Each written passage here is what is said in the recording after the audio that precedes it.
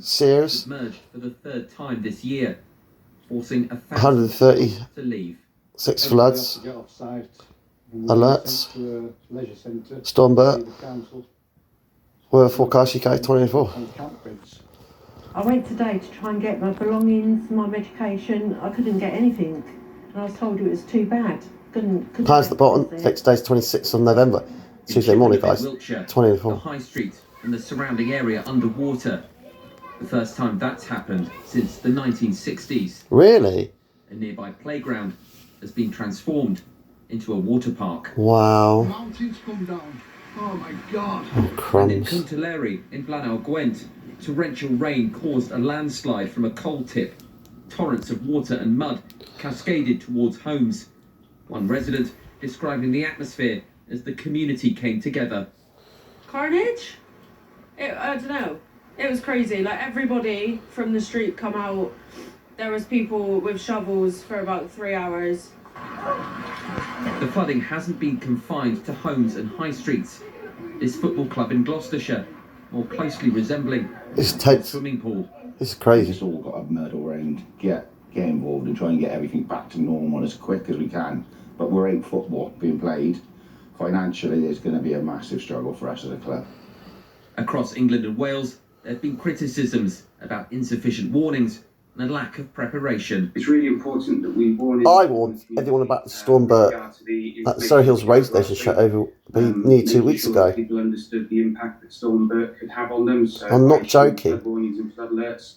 We've also got I'm a super all over the country that weatherman. I predict these weather forecasts in advance. Parts of the Scottish Highlands include the snow. warned of the risk of flooding due to a mix of melting snow and heavy rain.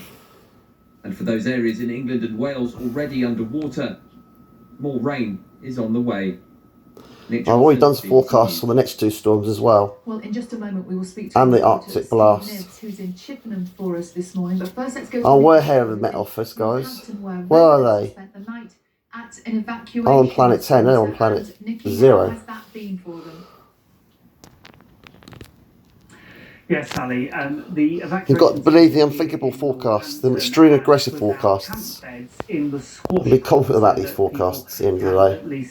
I am. The Met Office? No, I think it's the Mike and Fish Insert 97. They ain't got confidence, have they? In Nick's report, opted to sleep in their cars because they had pets with them and wanted to be with their pets overnight. So it's been certainly a chilly morning here, but there are volunteers from the React humanitarian charity.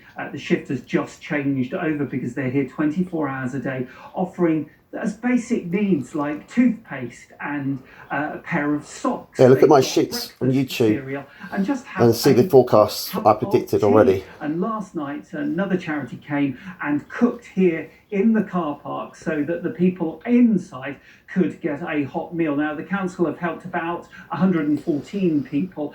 Bet some have got sore throats, coughs and colds now to this situation. Wouldn't be a surprise. Not very nice, is it? Certainly dozens of people here, and quite a few hope dogs, not, I have to say, as well. They're probably very stressed out, these people. Early morning constitutional on the grass nearby, Sally.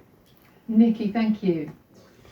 Our reporter Steve Nibbs is in the Wiltshire market town of Chippenham. And Steve, people there say it's the worst they've seen in decades.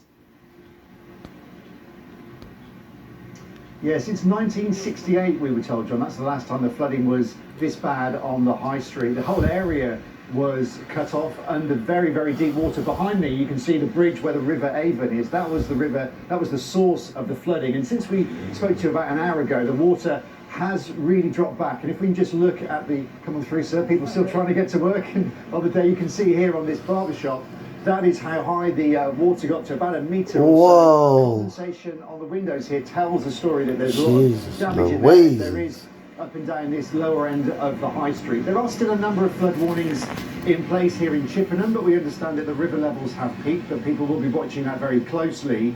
The biggest issue at the moment, as far as we can see, is the traffic. There are still a number of roads around the town centre closed off, and we've noticed over the last half an hour or so people trying to get to work and to school, causing a bit of gridlock through the town centre. Yesterday, 3 schools... That tractor driver was an idiot, wasn't he?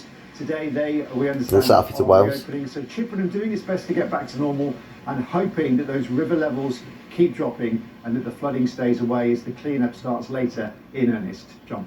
They're very dedicated workers in Chippenham this morning, aren't they? Steve, thank you very much indeed. 7 minutes past 7. What else do we need to know this morning, Sam? Thanks, John. There you go. British nationals. I hope you like this video. 16 people. Please subscribe, share, and sign, Joe. That's what's